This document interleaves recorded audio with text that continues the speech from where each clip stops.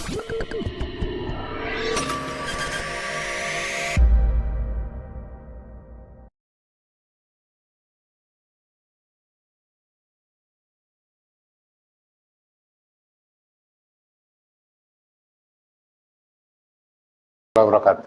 Waalaikumsalam warahmatullahi wabarakatuh.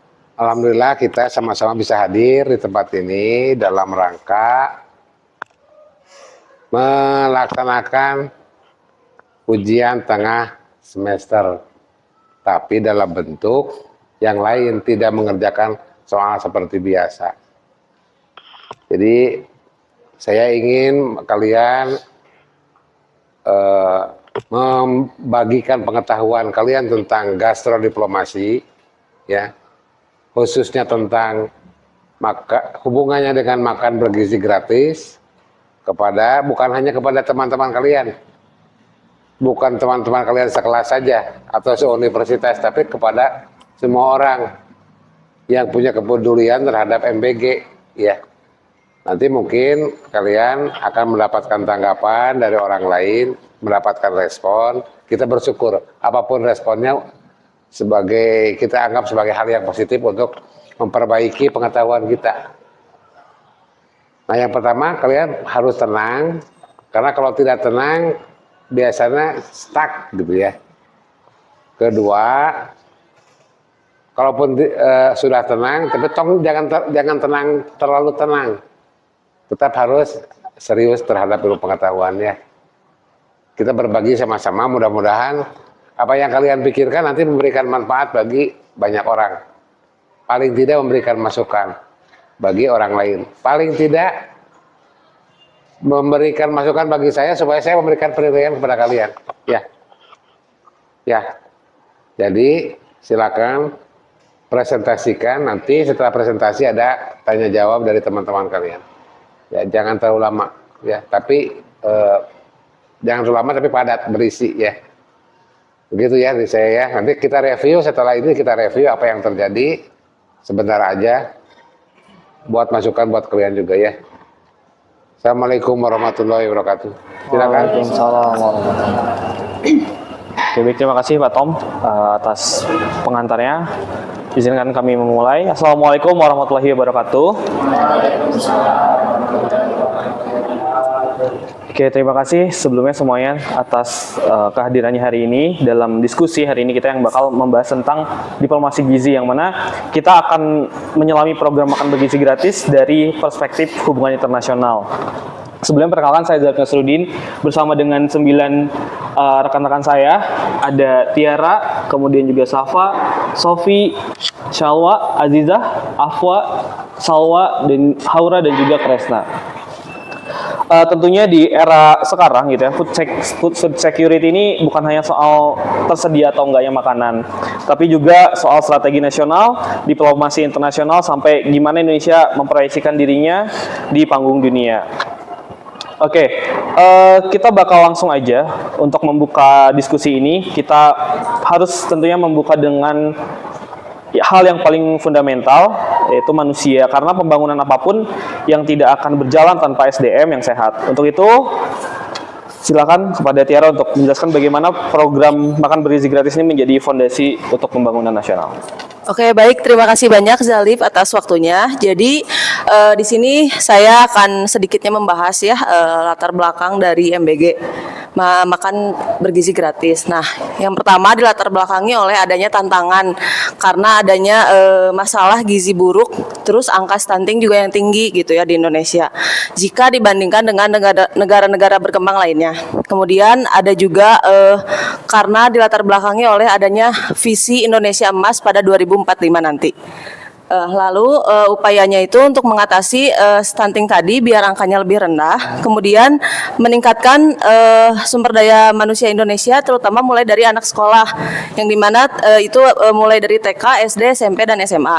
Nah, kemudian dengan menyediakan makanan yang sehat dan bergizi ini melalui program MBG menjadi investasi jangka panjang untuk menciptakan generasi yang lebih sehat dan kompetitif.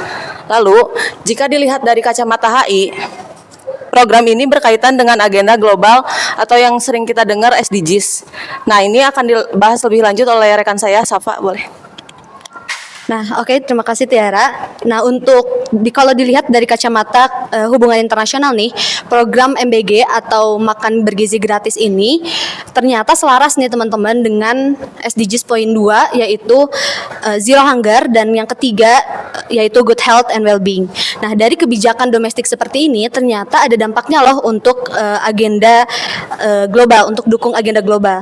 Nah, lalu misalnya dengan adanya kebijakan ini nih, kita bayangin aja sama teman-teman, dengan adanya kebijakan Indonesia untuk memberikan makan bergizi gratis untuk anak-anak sekolah ini ternyata bukan hanya membantu untuk menuntaskan kelaparan yang ada di Indonesia saja, tetapi ternyata ini ngebantu agenda global yaitu nol kelaparan dan kesehatan yang lebih baik lagi. Nah, ini juga contoh baik untuk negara-negara di luar sana untuk bekerja sama melalui kebijakan domestiknya. Ini bisa dampaknya ini untuk ngerambah ke aspek internasional gitu ya. Nah, sebenarnya apa sih tantangannya ya? Sedikit aku ulas. Sebenarnya tantangannya dan hambatannya ini hanya bagaimana caranya kita untuk mempertahankan atau sustainable dari program ini gitu ya, dan tidak mempengaruhi harga pangan global. Nah, ini juga menjadi contoh baik gitu ya, Indonesia ternyata ikut andil dalam perjuangan global yaitu membentuk dunia yang bebas kelaparan dan sehat. Terima kasih. Bukan begitu, Sofi? Ya, betul banget Safa. Kalau ngomongin program makan bergizi gratis dari perspektif HI, ini tuh sebenarnya keren banget buat soft power Indonesia. Soalnya ketika Indonesia bisa mungkin nunjukin kalau dia bisa serius sama isu gizi, kesehatan anak, dan kualitas SDM, itu langsung ningkatin citra negara. Nah, negara ini kita bisa disebut nation branding, bikin Indonesia kelihatan sebagai negara yang peduli dan komitmen kuat terhadap pembangunan manusia. Nah, yang menarik program yang kayak gini tuh bukan cuma ada di Indonesia. Contohnya Jepang. Jepang itu punya program school lunch system yang sudah sangat terkenal karena menekankan makanan sehat sekaligus pendidikan nutrisi di sekolah. Ini bikin Jepang dikenal sebagai negara dan budaya makanan yang sehat dan disiplin. Begitu, Jalip. Oke, terima kasih ya teman-teman, Sofi, Safa, dan juga Tiara. Tadi udah dibahas juga latar belakang kenapa MBG ini ada. Ternyata memang situasi kesehatan anak di Indonesia ini masih kurang gitu ya. Terus juga ternyata MBG ini sejalan dengan SDGs ya, SDGs yang mana ada satu program yaitu Zero Hungry, dan itu bisa jadi nation branding juga ya, Sofi ya. Oke, kita udah berbicara tentang soft power dan juga nation branding karena kita melihat kebijakan ini cukup besar, teman-teman, dan pastinya ada dampak sosial ekonomi yang bakal dirasakan oleh komunitas lokal sendiri. Yang mungkin boleh dijelasin oleh Naswa tentang bagaimana komunitas lokal dan ekonomi kerakyatan berperan di program MBG ini.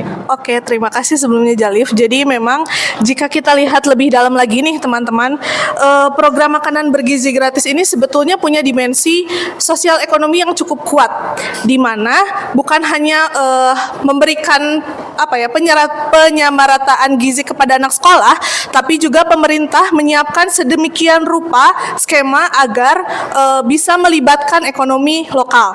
Misalnya, bahan pangan untuk program MBG ini itu diarahkan langsung ke produsen lokal, mulai dari petani, koperasi, hingga ke UMKM kuliner. Nah, hal ini penting karena jika kita lihat dari data Kemenkop UKM itu lebih dari 60% teman-teman UMKM pangan itu berada di sektor mikro dan kecil, di mana jika program ini stabil, mereka adalah pihak yang sangat diuntungkan. Nah, mekanisme ini mekanisme ekonomi ini akan menjadi stabil dimulai dari UMKM yang mendapat banyak order, lalu petani punya pasar yang jelas, dan juga daerah perputaran ekonominya akan lebih stabil. Dan jika kita lihat dari kacamata hubungan internasional, ini sejalan dengan tren global di mana pembangunan manusia dan program pangan lokal itu menjadi fondasi utama bagi ketahanan nasional, dan itu berimplikasi pada posisi negara Indonesia di kancah dunia global. Begitu, Jalif. Oke, menarik banget ya pembahasannya, karena selain dampak global ke lokalnya juga ternyata banyak banget mungkin UMKM yang terlibat di dalamnya. Nah, ngomong-ngomong tadi ada ngomong-ngomong soal pangan ya, mungkin Indonesia juga gabung di ASEAN, terus juga organisasi-organisasi yang memang berfokus kepada pangan. Nah, mau tahu juga gimana sih Indonesia berjuang di diplomasi pangannya sendiri di FAO, ASEAN, dan bahkan di G20. Mungkin boleh Aziza? Nah, betul banget tuh, dengan memperlihatkannya komitmen pada pembangunan manusia ini, Indonesia bisa memperkuat posisinya di forum internasional seperti PBB, WHO, dan juga ASEAN. Ini juga menjadi syarat halus untuk Indonesia menunjukkan bahwasannya Indonesia tidak hanya berfokus pada isu yang ada di domestik, tetapi juga Indonesia mendukung yang ada di luar negeri isu-isunya seperti isu gizi, isu kesehatan, dan juga kualitas sumber daya manusia. Dan melalui kebijakan ini, Indonesia juga dapat memposisikan dirinya sebagai negara yang serius dalam mencapai sustainable development globalnya, terutama dengan pengentasan kelaparan, kesehatan yang baik, serta pengembangan manusianya. Mungkin segitu, saya kembalikan kepada Jalip. Oke, menarik, ketahanan pangan global juga SDGs ya. Mungkin kita mau tahu gimana menyiapkan ketahanan pangan jangka panjang tentunya.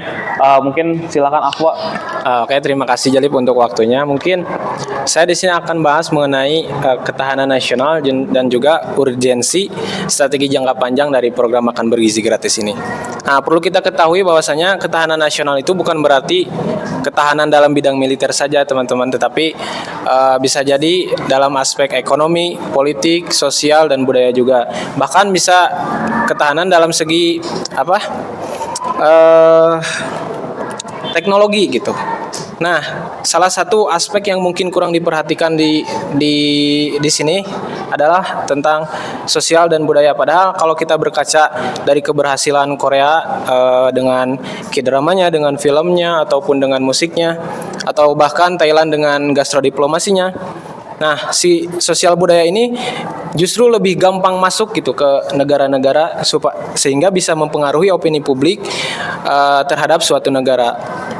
Maka kita harus lebih kuat dalam segi sosial dan budaya, karena kalau kita nggak kuat dalam segi budaya, mungkin perlahan-lahan budaya kita akan tergeser gitu atau terlupakan.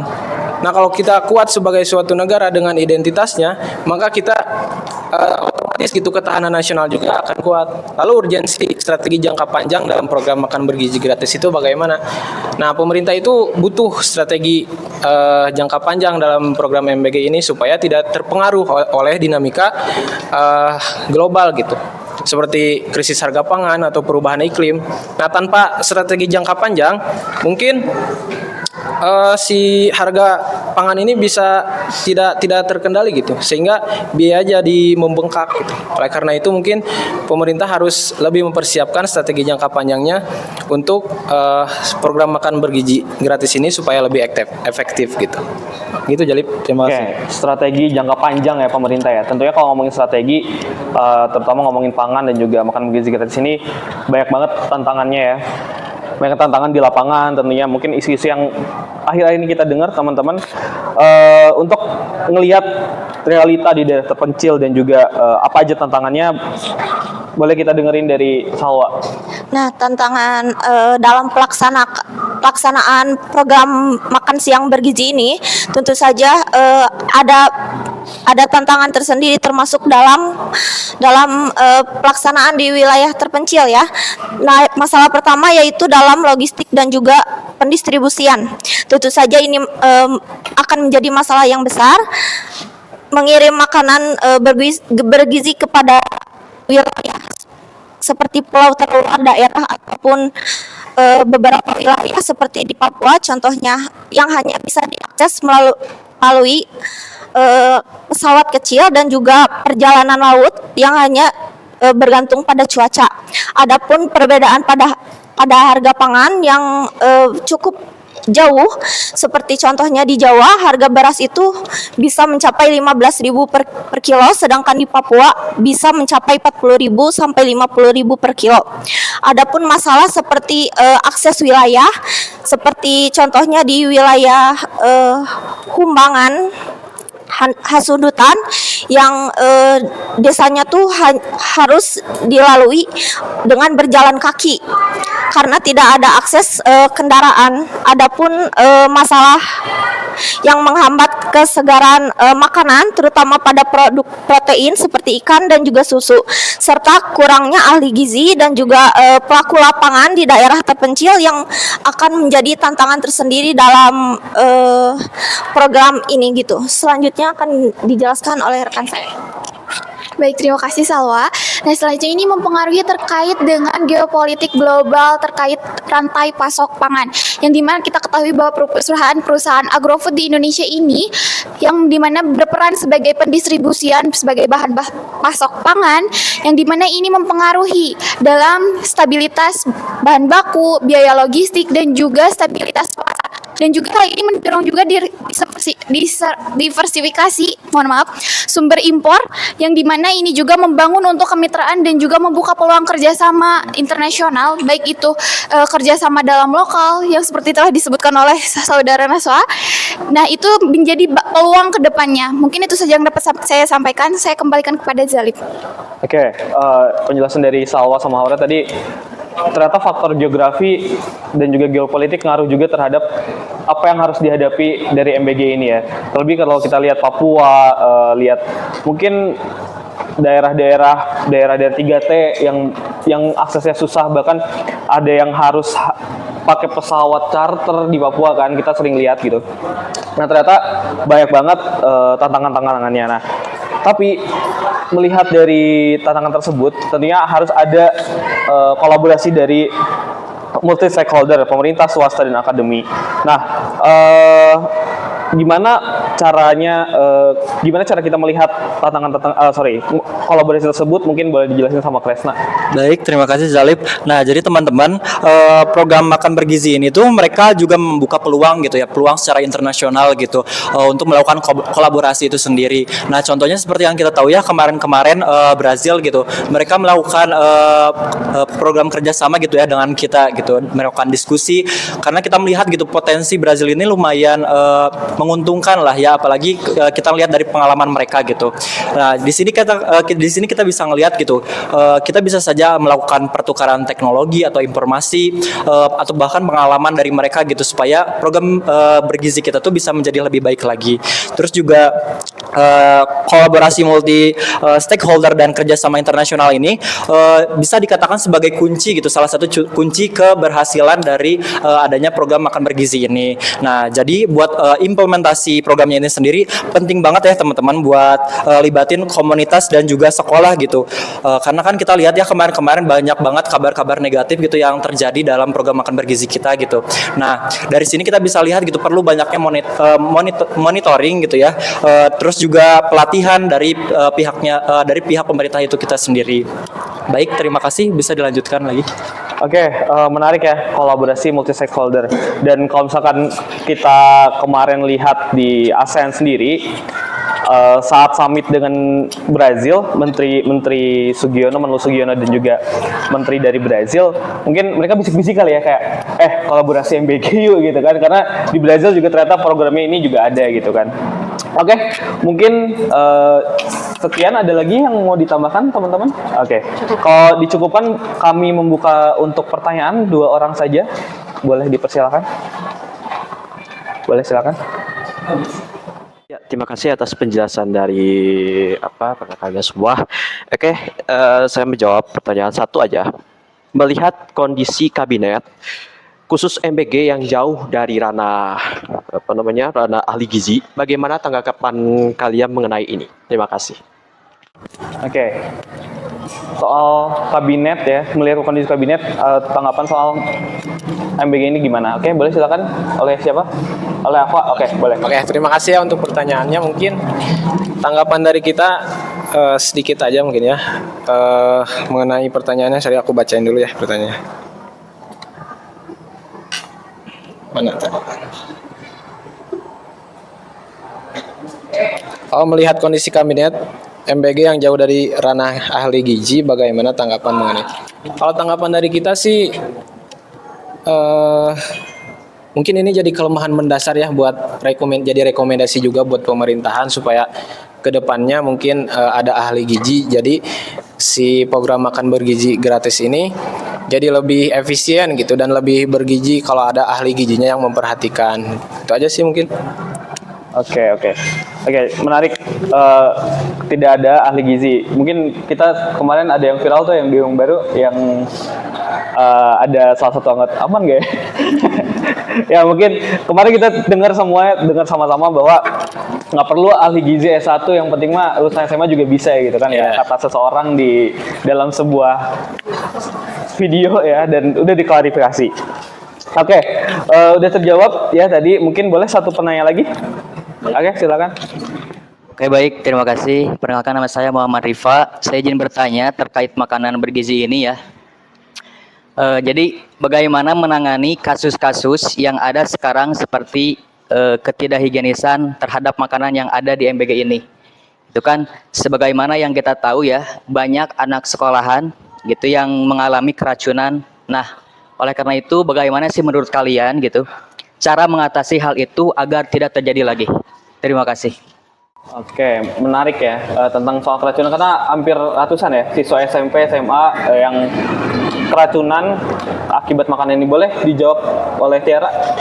Oke, baik. Terima kasih atas kesempatannya. Di sini saya mencoba untuk menjawab ya atas pertanyaan dari Rifa. Jadi kita semua tahu ya dari berita-berita yang kemarin sempat kita semua dengar di sini, adanya keracunan di anak SD sama SMP ya kalau nggak salah. SMP SMA juga ada. Nah itu tuh kasus keracunan makanan ini cukup bikin khawatir kita semua ya, karena apalagi anak-anak gitu ya, masa-masanya masih masa pertumbuhan lah. Makanya dengan disebutkan adanya makan bergizi gratis ya, dengan tujuannya agar kita setuju gitu bahwa tujuan dari program ini adalah untuk memperbaiki gizi tadi. Nah, tanggapan saya terhadap kasus ini sebenarnya lebih kepada program ini tuh perlu banget adanya tim yang benar-benar multidisiplin gitu ya, Jalip. Nggak cuma ahli gizi doang, tapi juga lebih difokuskan pada pihak logistiknya gitu. Terus juga lebih dilibatkan lagi untuk pakar-pakar kesehatan supaya lebih memang yang expert di bidangnya gitu, biar lebih ketat lagi gitu ya untuk pemeriksaan dan lain-lainnya. Terus agar menu-menu MBG juga lebih seimbang dengan visi misinya tadi. Nah itu tuh kita kalau misalkan dari perspektif HI, kita bisa mencontoh dari SOP atau ya SOP dari WHO gitu. Nah dari situ kita juga bisa evaluasi lebih baik lagi supaya kelalaian tersebut tidak terjadi lagi gitu ya. Semoganya. Itu sih tanggapan dari saya. Semoga nggak ada kasus-kasus baru lagi ya teman-teman. Dan mungkin bisa jadi bahan evaluasi juga untuk Badan Gizi Nasional dan juga pemerintah terkait untuk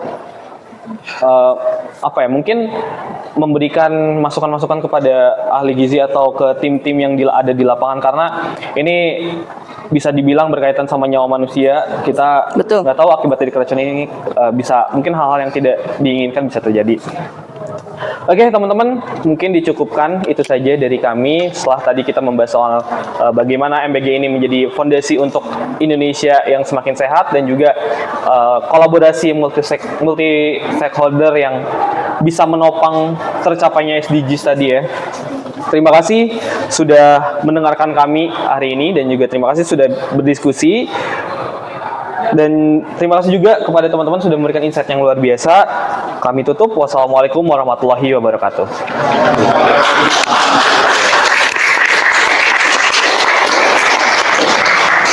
Ya, alhamdulillah bagus ya kalau menurut saya. Sebetulnya kalau waktunya panjang bisa lebih lebih dalam lagi sebenarnya. Tapi segini juga sudah alhamdulillah kalian sudah berusaha menggali apa itu MBG sehingga lebih mengerti. Dan yang lain juga teman-teman kalian juga termasuk saya juga lebih mengerti juga gitu apa yang terjadi dan apa seharusnya yang terjadi gitu ya. Ya mudah-mudahan